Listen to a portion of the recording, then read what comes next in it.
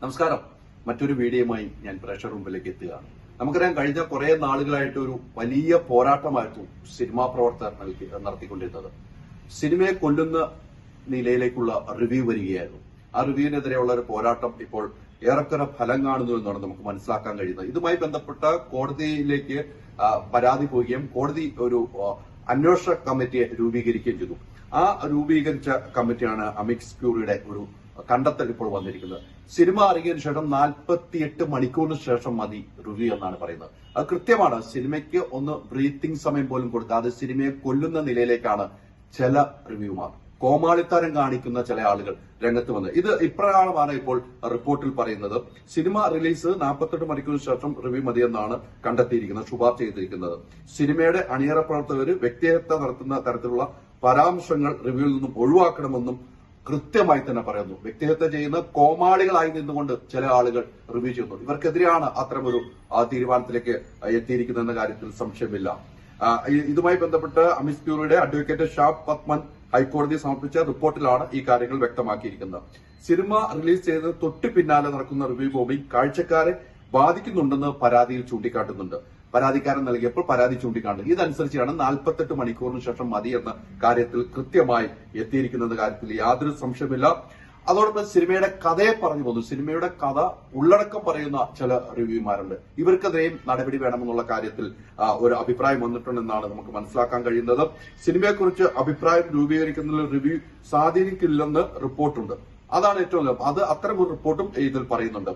സിനിമയുടെ അണിയറ പ്രവർത്തകരെ വ്യക്തിഹത്യ നടത്തുന്ന തരത്തിൽ പരാമർശങ്ങൾ റിവ്യൂവിൽ നിന്നും ഒഴിവാക്കണമെന്ന് കൃത്യമായി പറയുന്നുണ്ട്. അത്തരമൊരു വ്യക്തിഹത്യ നടത്തുന്നതിനെതിരെ ഞാൻ വലിയ രീതിയിൽ പോരാട്ടം നടത്തിയ ഒരു വ്യക്തിയാണ്. സിനിമ റിവ്യൂ പറയുന്നത് തെറ്റില്ല. ആ ഒരു സ്വാതന്ത്ര്യമുള്ള നാളാണ്, ജനാധിപത്യ രാജ്യമാണ്, റിവ്യൂ പറയുന്നത് തെറ്റില്ല. പക്ഷെ ഒരാളെ വ്യക്തിഹത്യ ചെയ്യുന്നതിനെതിരെ ഏറ്റവും കൂടുതൽ പോരാട്ടം നടത്തിയ ഒരു വ്യക്തി എന്ന നിലയിൽ എനിക്കെതിരെ വലിയ രീതിയിൽ കമന്റുകൾ വരും. ആ കമന്റുകൾ ഇന്നും എനിക്ക് ഭയമില്ല. സിനിമയെ ഇഷ്ടപ്പെടുന്നവർ, സിനിമയെ പ്രേമിക്കുന്നവർ എന്റെ കൂടെ നിൽക്കും, ഈ തീരുമാനത്തിനൊപ്പം നിൽക്കുമെന്ന കാര്യത്തിൽ യാതൊരു സംശയമില്ല എന്ന് ഉറക്കെ തന്നെ എനിക്ക് പറയാൻ കഴിയുമെന്ന കാര്യത്തിൽ യാതൊരു സംശയമില്ല. മറ്റു പ്രധാനപ്പെട്ട കാര്യങ്ങൾ ഇപ്രകാരമാണ്. സിനിമയുടെ കഥ, ഛായാഗ്രഹണം എന്നീ കാര്യങ്ങൾ ക്രിയാത്മകമായ വിമർശനങ്ങളാകാമെന്നും അഡ്വക്കേറ്റ് ഷാം പത്മൻ ഹൈക്കോടതി സമർപ്പിച്ച റിപ്പോർട്ടിൽ പറഞ്ഞു. അത് ക്യാമറ വർക്ക് അത്തരം കാര്യങ്ങൾ പറയുന്ന കാര്യത്തെക്കുറിച്ചും കൃത്യമായി പറയുന്നു.